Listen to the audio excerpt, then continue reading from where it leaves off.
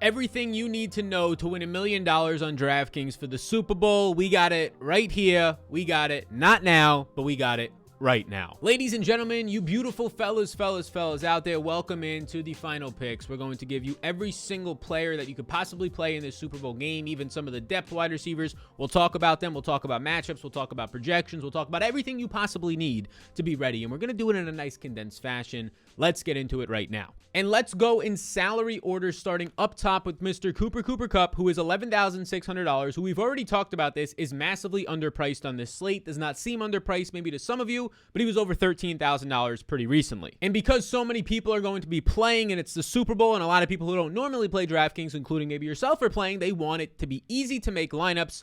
I don't have to explain this all that much. Cooper Kupp is in play. They cannot double team this guy. They can attempt to double team this guy. I don't think you're going to see a lot of double teams on this guy, especially since he's playing in the slot this year over 70% of the time. In the NFC Championship, he played every single snap. He played 71% of the time out of the slot, and you just can't double team the slot. I hate to break it to you. And you know where the Cincinnati Bengals struggle, if anything. If anything, out of their cornerbacks, it's in the slot. Their outside cornerback play, playing two high safeties with the former Cowboy Awuzie and even Eli Apple, who this year has been solid. Those dudes are not too bad. In the slot, though, is where they could get burnt. Their slot cornerback is Mike Hilton, who's played 90% of the time in the slot this year and has allowed a 73% catch rate, so he allows you to get it. And then Cooper Kupp, who can get a lot of yards after the catch, not a good recipe for Cincinnati. So Cooper Kupp becomes a clear and obvious yes. I have him projected for over 3 points more than anybody else. Both the quarterbacks on this slate are in play, and it's really going to depend on your total lineup ownership. We built a lineup on our first look. We'll have a final look lineup as well, and that lineup kind of went through lineup construction. Now, you can get unique by playing Cooper Kupp without Matthew Stafford. Not a lot of people will do that. They will want to get both those guys in there to stack them. I'm completely fine to get unique and get different,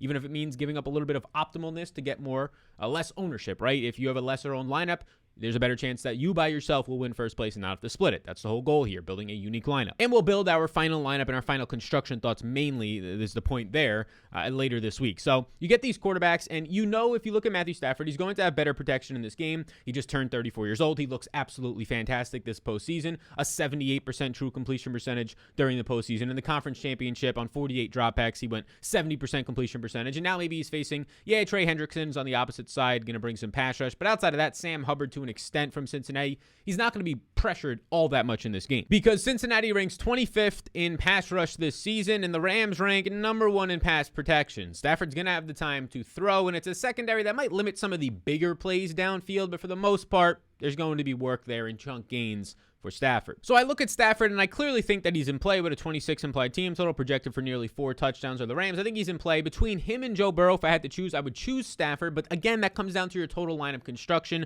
I'm not putting Stafford in as the first guy in my lineup. I'm kind of going to get a quarterback in that lineup, and I do prefer to have a quarterback. I'm going to get to one based on what the rest of my lineup looks like. A lot of people will go to Stafford over Burrow because they're similar price points. Stafford has a better implied total. Joe Burrow on the season, and really in this game specifically, is going to see a terrible protection rate. The first quarterback to make the Super Bowl that has led the league in sacks that year, and it's not because of him, it's because of his offensive line is bad.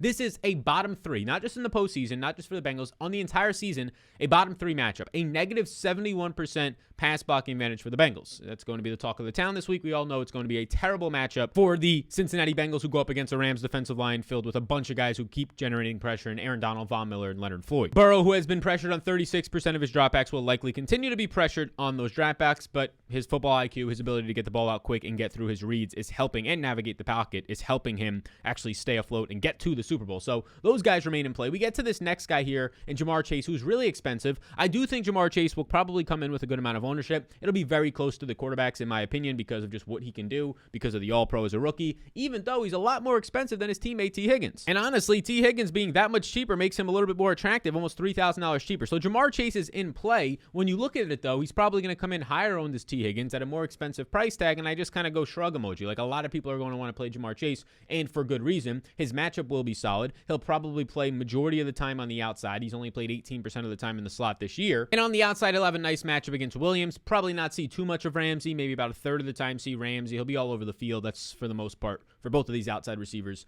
and T. Higgins and Ja'Marr Chase. I have Chase right now for 17.7 fantasy points. He is my 4th highest projected, but when you factor in value, I prefer some guys who are cheaper than him. We have one more fella to talk about before we get to the cheap guys, and it's Joe Mixon. And if you watch my props video, my top 8 props, be sure to watch that. I took the under on Joe Mixon receiving game props, under 5 targets, under 4 receptions on him this week, and I like those numbers, which makes me not like Joe Mixon at this price tag of $9,600. He's going to come in with average ownership. You can get different by going to him maybe, but I think there's some other chances to do that. He's the only guy in the $9,000 range. Joe Mixon comes into this matchup as an underdog against a stout defensive line in a situation where you just saw him run his least routes, even though Joe Burrow dropped back 48 times in that last game. And this was because he was in there to block a little bit more. P. Ryan came in for 25% of the snaps to block a little bit more. I don't think that his role is threatened by Samaje P. Ryan, but I do think that Joe Mixon, instead of running 25 to 26 routes that are clean routes, goes right out to the flat, right? Or goes right out to the curl, or whatever the route concept he's running is. Now he's running 20 routes, and on half of those 20 routes, he's asked to chip, which means it's delayed to get into the flat, into his route progressions, which hurts his ability to see targets. So that's a concern of mine, especially when the running game is on the ground, probably not going to be there as much. Like, you just came out of a matchup that was a tough matchup against the run against the Kansas City Chiefs defensive front. Now you have a probably even tougher matchup against the Rams, who only allow 1 yard before contact and rank number 1 in run defense this year. It's not a great spot for Joe Mixon. Now, because of that, he will be lower owned than DFS, so we keep him in play. But now we start to get to the guys that I like who are lower owned but look a little bit better to me. And the first guy we can talk about there is going to be Odell. Odell and wide receivers in general. So these next couple, 4 to the next 5 guys are wide receivers.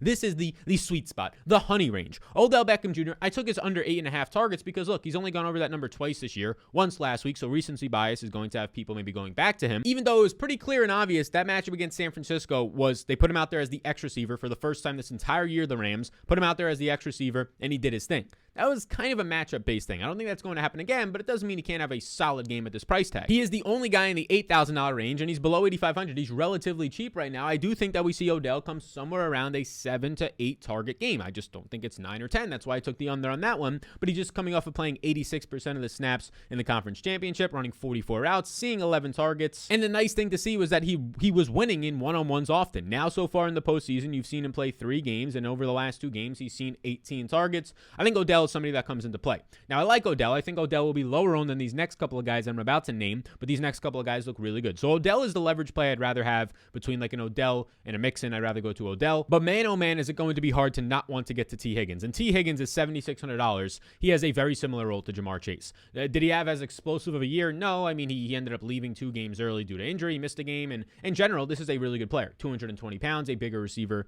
on the outside. And look, this guy had a better target share during the regular season than Jamar Chase. This guy has been very good. They took the matchup last week. He goes over 100 yards. He almost went over 100 yards against the Titans in the first half. He'll see a very similar matchup. I have him right now projected for 15 fantasy or 16.2 fantasy points, which is the 5th most, even though he's priced a lot lower than that. And his matchup will be similar to what we said about Jamar Chase. Probably see about a third of the time he'll operate out of the slot, and maybe like 25% of the time. The other 75% of the time splitting on the outsides between a Ramsey and splitting on the outsides. I don't think there's going to be a shadow matchup in between a Williams as well. So it'll be a fine matchup for him. Don't expect any really massive plays over the top, but he's shown now multiple playoff games that he can do it after the catch. I like T. Higgins at $7,600. It's a very interesting slate when we start to break down the salary ranges here, because you get one guy in the 9K range, one in the 8, one in the 7, and one in the 6. Like, usually you have a couple of guys in those ranges, but we're just getting one in each tier. Makes it pretty easy to build different lineups, makes it really easy to leave money on the table, which is an important strategy. If you only leave $100 on the table, your lineup automatically sucks to me. It automatically sucks. You're automatically splitting it with 100 people. Automatic. Like, you're never going to win $1 million. You have to split it 100 plus ways. But if you leave, instead of $100, let's say you play Odell, but you leave $100 on the table. Instead, if you go off of Odell to T. Higgins, now you have automatically $900 on the table. Or you go all the way down to Cam Akers, now you have over $2,000 left on the table. And I'm completely fine with that, because a guy like Cam Akers, I actually have projected for more points than Odell Beckham. So you can see we're starting to go there. You leave $2,000 more on the table. I like Cam Akers at $6,400. It depends on the book that you're getting him at. Over 55.5 on PrizePicks. I really like that number. Over his fantasy points on PrizePicks, we can pull that up as well. A player prop site where you can get a free bet up to $100. But I like those numbers on his rushing yards. And anything in the 60s is a little bit too high for me. But look, Cam Akers here in this matchup. Yes, the last time out, Sony Michel had 10 carries. Cam Akers had 13 carries. It was a game off of where he had multiple fumbles, even though he had 20 plus touches on the ground. I like Cam Akers to reestablish himself here, and I mainly like him because still getting the red zone usage, still running routes out there. You could expect 15 to 20 routes in this game, which will more times than not lead to a couple of targets, and he's only $6,400. Like, at the very worst, you're probably going to see Cam Akers see 60% of the snaps at the running back position. At the best, you're going to see 80+% of the snaps like you saw in the division round against Tampa Bay. So even if I get 60% of the snaps, and as a favorite with a nice team total here in a solid matchup versus Cincinnati's run defense, which ranks 23rd in the NFL and allows almost 1.5 1.5 yards before contact, even if I only get 60% of the snaps and that leads to 15 to 16 touches, I'll take that at just $6,400. That's very good. Next guy up, and we continued to get to a range that I love, is Tyler Boyd. We mentioned Tyler Boyd in our first look lineup. If you did not look at our first look lineup yet, go back and watch it from last week. I put Tyler Boyd in the captain, and I said I like this a lot. You might be saying he only has like 70 receiving yards during the postseason. I don't care. He only had 4 catches for 19 yards on 4 targets in the conference championship. I don't care. This is a totally different matchup. This is the first time that this team is facing a team that will play strategically and specifically 2 high safeties. 2 high safeties against you. That's what they're going to do for most of this game. The Rams, that's what they're known for. And what that does is it eliminates the big plays and eliminates one-on-one opportunities for your outside receivers, Jamar Chase and T. Higgins, and it gives you one-on-one matchups and more ability for your tight end if he's in the slot or at the line of scrimmage, and more specifically, your slot receiver, who Tyler Boyd is a very good slot wide receiver, probably the best wide receiver 3 in the NFL. So at just $5,400, if Tyler Boyd finds the end zone, which he's going to be on the field often in the red zone, and he's probably going to be somebody that they look at on underneath routes a lot, that starts to look good. Now, you're probably not finding Tyler Boyd for a 60 to 70-yard game unless there's a busted coverage. You're mainly getting Tyler Boyd upside from him having a 5-catch, a 50-yard, and a touchdown game. You're not going to get the 60, 70, 80 yards. You're probably going to see somewhere around 8 to 10 yards per reception. So we would like that 5-catch, 45-yard, and a touchdown type performance. We'll take it. We'll take the multi-touchdown performance for captain upside. I like Tyler Boyd. Now, in this range of Odell, Higgins, Akers, and Boyd, right now I'd probably rank it in this order: Boyd, Higgins, Akers, and Odell in terms of my interests. Now, as we get to the guys at $5,000 and below, which is where you're going to find very, very interesting values, and it's important because they fill out your lineups, probably the sneakiest plays you can find, let me tell you about the sponsors of the program. And the sponsors are going to be PrizePicks this week. It's just over-under on props, it's fantasy points, it's receptions, it's field goals made, it's yardage, it's all this stuff, and it's legal in states like California, New York, Texas. I'm in Texas because it's fantasy-based, even though sports betting might not be, so take advantage of this. If you use the code SAL, you get a free bet for the Super Bowl up to $100. So tell yourself, tell your mother, your brother, your sister, your aunt, get everybody involved so you can play. Free bet up to $100 with the code SAL. Right here, I've taken a bunch of props. We had a video earlier in the week, my top 8 favorite player props for the Super Bowl. You can get a lot of action in that way, and they're more beatable. They're winnable props. I took McPherson over 1.5 field goals. He's made 4 field goals per game so far. This team will line up and kick field goals, whether it's from 30 yards out or 50 plus.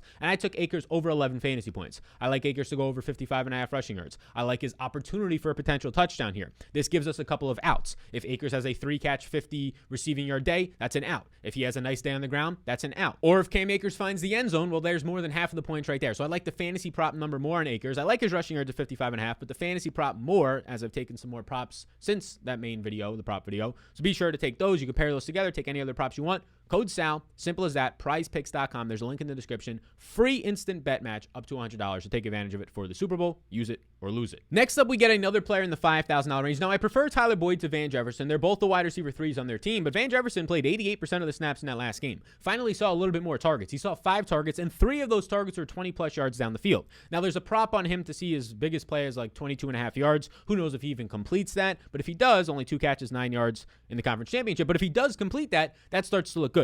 Again, I like Tyler Boyd more. I like Cam Akers more. So Van Jefferson is not an elite play for me, but he is somebody in play, and he's somebody that I am not shocked to see score a deep touchdown, to have a 2-catch, 40-yard, and a touchdown performance, especially if these routes where he ran 40-plus in the last game, and the snaps now in back-to-back games, he's played 90 and 88% of the snaps. If those continue to stay high, I like it. Expect him to see outside cornerback coverage from Eli Apple and Awuzie. We get to kind of a dead range here where I like Sony Michel in some of the prop markets, but even if his snaps remain high around 40%, it's tough to like him at $5,000. I think Akers will still be the goal line back. I think Sony Michel is serviceable in the passing game, so you might see a reception or 2 there, but I have only Sony Michel right now for around 35% of the snaps and just around 6 fantasy points. He will not be that highly owned. Keep that in mind, probably 8 to 10% owned. So if you think Akers, if there's an injury with Akers, if he fumbles again against benched, now maybe you see Sony Michel start to see 15 touches for a cheaper price than Cam Akers and much lower ownership. That can start to become in play. So instead of a no, let's put him on here as a maybe. And the only way you're playing Sony Michel is you're not expecting a good performance on paper. You're expecting a fumble, or for some reason for them to go more to him, or on his 10 touches he sees a touchdown, he breaks a touchdown,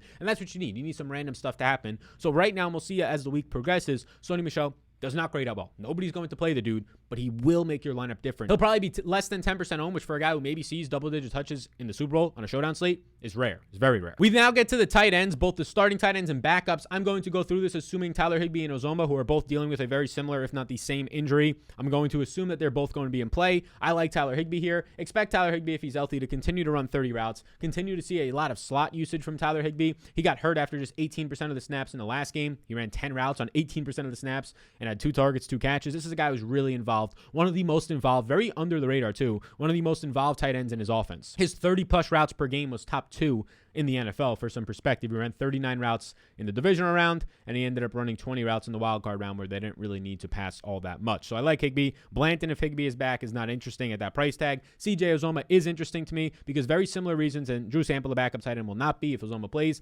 Very similar reasons as to why I like Tyler Boyd is why I like Uzomah. Now, there's a chance Uzomah could be staying in to block more. He did that earlier this year against a good pass rush in the Pittsburgh Steelers. He stayed in to block, only ran like 15 routes. But assuming that they don't ask him to block a lot more, he's going to be another guy who benefits like he did in the Titans game where he had a nice total number of receptions and targets from underneath routes. Probably not much 20 to 25 yards downfield stuff, but within that line of scrimmage, you might see a 5-6 reception game for Uzomah at this price tag with big body touchdown upside. It's interesting. Now, if you're choosing between the tight ends here, I'd honestly probably rather go to Uzomah, save $400. I do have Higbee grading out as the better play, but if you're just talking game theory wise, let's save some money with Uzomah. More people likely to go to Higbee as well, and Cincinnati is projected to have to throw more as underdogs in this game. Next up, we get to the kickers and the defenses. Out of the kickers and defenses, they're all in play. I would probably put it this way. I would say McPherson, Gay, the Rams defense, I like more than the Bengals. And I would probably take, if I had to choose, Rams defense over both the kickers and over the Bengals defense. Now, both the kickers obviously great. McPherson, 12 field goals so far. Matt Gay continues to score somewhere around 10 fantasy points per game, one of the highest scoring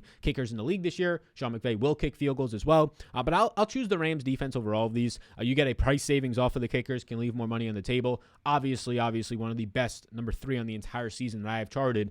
Defensive line versus offensive line, which will lead to sacks, potential fumbles, rush throws from Joe Burrow, maybe interceptions, things like that. We like that. They lead the playoffs in pressures and the overall season in pressures so far. And now you get to the range of where can you find value at $2,000 or below. Is there anybody in this range? Is it instead going to be a more balanced approach where maybe you don't play a quarterback, or maybe you build a lot of your lineup in that sweet spot range where I think the sweet spot range is the Odell, Higgins, Akers, Boyd, and Jefferson? Or can you find something down here? I think Samaje Perine, he had the touchdown. Don't expect much other than that. Expect 25% of the snaps. Expect somewhere around 2 to 4 touches in this game. Samaje Perine right now for his price tag at $2,400. We'll keep him in play because he's so cheap. He can break another long touchdown maybe, but I'm not expecting it. Right now, Darrell Henderson, as of now, I don't see any updates on him actually playing. That would kind of hurt the Sony Michel and even Cam Akers upside. We'll update that as the week goes on. And now you get to a range of $1,000 and below where maybe somebody returns a punt for a touchdown. Like Trent Taylor is going to maybe play a snap. In that last game, he played 1 snap and ran 1 route. He'll be on some special team stuff. Ben Skowronek actually played some snaps, operated as the wide receiver 4. The problem is he's not running many routes. Like in the last game, he played 27% of the snaps, only 1 target on 10 routes run.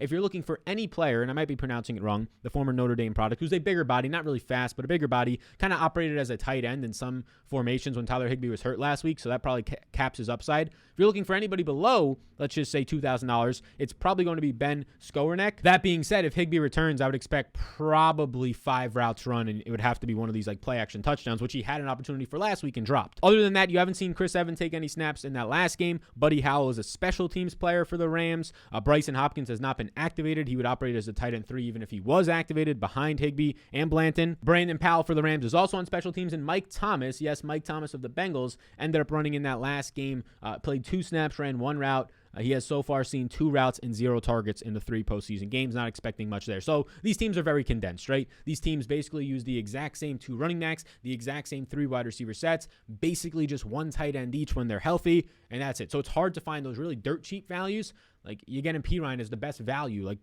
cost-wise at $2,400 for a dude who might not even touch the ball 3 times in this game. So I really do think that kickers and defenses are going to be where a lot of value comes from people, but building a balanced lineup with that sweet spot from Odell to Van Jefferson, those wide receivers plus Cam Akers, that's a nice sweet spot where you can get 2 or 3 of those guys in your lineup, especially if one is the captain. Makes it really easy to build a lineup and leave money on the table without having to dip into the range of guys who might not even get on the field in this game. So that's where I'm at. Those are the picks. Those are some extra props on PrizePicks. You use the code SAL, you get a free bet up to $200. But that is the breakdown. What are we going to have later in the week? A final lineup. My final rankings, I'm going to rank every single player on the showdown slate with a 1 through however many, like 20, however many players are, 25. In terms of my interest for building your lineups, not just based on projection, but my interest, that'll be out later in the week as well as the Sunday before the Super Bowl live stream. So be sure to hit the subscribe button if you haven't already. There's going to be Dynasty content, free agency, draft content all off season. Once the USFL starts, United States Football League, we'll be covering that from a betting and DFS standpoint, going right into the summer. More fantasy content, more preseason, right back into next year. So there's a lot of content coming for the Super Bowl and even more after that, so be sure to be subscribed to the channel. So thank you for tuning in. I'll see you throughout the rest of the week in that content. I'll see you when I see you. See you in the next one.